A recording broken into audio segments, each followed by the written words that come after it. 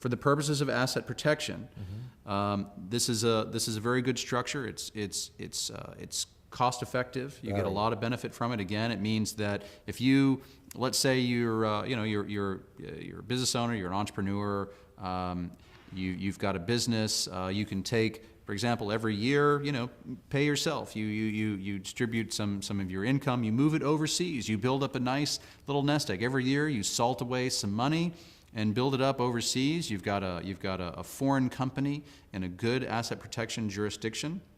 You've checked the box, so it's gate open. You move some money into a foreign bank account.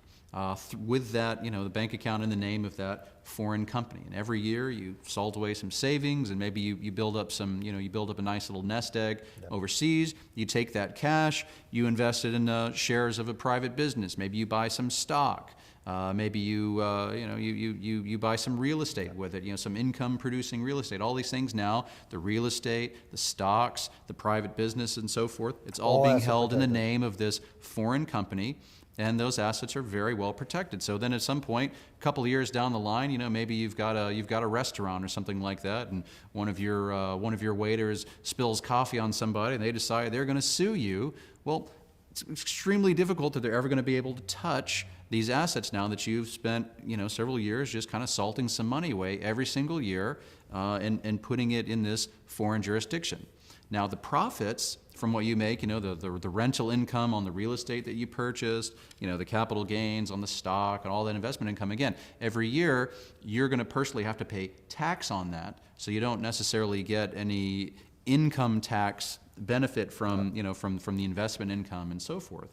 You're not going to get that kind of income tax benefit, but you get a lot of asset protection benefit in a way that's very cost effective. You can do something for $1,000 a year, basically, even less than $1,000 a year, $750 a year, maybe even less than that, depending on the jurisdiction. So you do get a lot of benefit without necessarily a whole lot of cost. And so this is something that you can do. You can start off with a little bit of money that you move overseas, and every year, every month maybe you move some more money into that account, and the value of the account grows and grows and grows, and it's all very, very well protected. Exactly. Let's talk about the the U.S. tax form filing. We talked about the 8832 to check the box. Right. If you set up a company, what are the forms that you would have to file then? It depends whether you have a single member entity or a multi-member entity, which could be you and your wife or whatever it may be. Again, these forms are relatively simple. The only problem is if you don't file them. So for a single member entity, it's a relatively brief form called an 8858. And it's for, again, U.S. owners of foreign disregarded This is something you have to entities. file every year. You attach this to your tax return. Once again, it is not a filing by the foreign company. The foreign company has no U.S. tax filing requirement. The foreign company has no U.S. tax requirements at all. These are merely information statements that you staple to the back of the tax return you're otherwise filing, on April 15th or last time. So if it's a single, if you're the sole owner essentially of your foreign company, you would file an 8858 every year to the IRS by the same tax deadline that you would normally file your other returns. It requests a very cursory, and I do mean it's only a very few lines. Very simple form. Balance sheet, income statement, doesn't require you to provide any specifics. If that, sticking with that foreign disregarded entity, has bank accounts, securities accounts, other things like that, those accounts, depending on various thresholds, may be reportable on your personal bank account reporting form, which there are actually two. One is the FBAR, the FinCEN 114, which used to be due in June, but soon will be due in April. And that is filed separately from your tax return, actually not even with a separate part of the government, not the IRS. And then you have the Form 8938, which is attached to your 1040 every year, along with the 8858. If there are multiple owners, partners and so forth, who own the foreign, if you and your spouse, for example, then instead of an 8858, it would be an 8865. Correct. Which is similar. Similar, also fairly straightforward. quite brief. assets, and this is relatively new that they've clarified this, if you have bank accounts and other items in that partnership, depending on your ownership of the partnership, that may or may not be reportable on the FinCEN 114. If you had a majority interest, they would be. Interestingly, though, they are not reportable on that Form 8938. You merely indicate on the 8938 that you have filed an filed the other forms. 8865, and that's it. The reporting really is very, very simple. Right. The reporting for an active foreign corporation, a little more.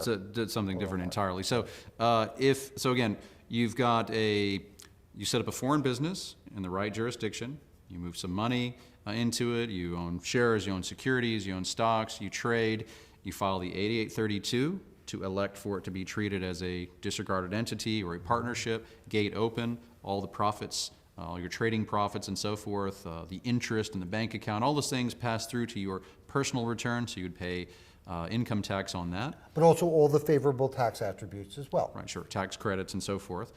And then every year you would file either the 8858 or the 8865 along with your normal 1040. You may also need to file the FinCEN Form 114, the FBAR form. That goes to a different department of government, Yes. as is typical with government. Yes. And they It's don't kind talk of the to each same other. information, but goes to a different group. That's FinCEN Form 114 that goes to, It's filed online. that's filed online. With the, And the again, last that you may need to, depending on if you meet the threshold, the reporting threshold, is the Form 8938. And look, and that was, again, was a lot of numbers and a lot of forms. It is not really that difficult. It is not very time consuming. And after the first year, it is remarkably easy. Right. A lot of it's just the same information over and over again. So this is, I wouldn't let the, if a couple of forms sounds complicated, it's really not. There's, there are people that can, by the way, do this for you. There are services that can do this for you that are, I think, quite cost effective. And so again, you're talking about being able to derive a lot of asset protection benefit for really not a lot of cost. It's something that I think makes a lot of sense, particularly for people that are starting off, might not have substantial assets to warrant a foreign trust, which is certainly a much higher level of asset protection and estate planning and so forth, but still have some assets that you want to preserve, want to protect, and grow into perhaps a more, a stronger structure down the road. I think another, for many people, unintended benefit, but I think it is real. When people go ahead and form the foreign entity to make investment, I think it tends to finally focus them in their own mind, sort of force them to start diversifying their investments away from their home country. Right? A lot of people talk about it. They say, if you live in the United States, you're naturally going to have most of your assets in the U.S. because your home is there, your business is there. It's easy. Your IRA, it's easy. Your IRA is there. Your kid's college fund, whatever it may be. There's this gravitational pull to have everything close to home.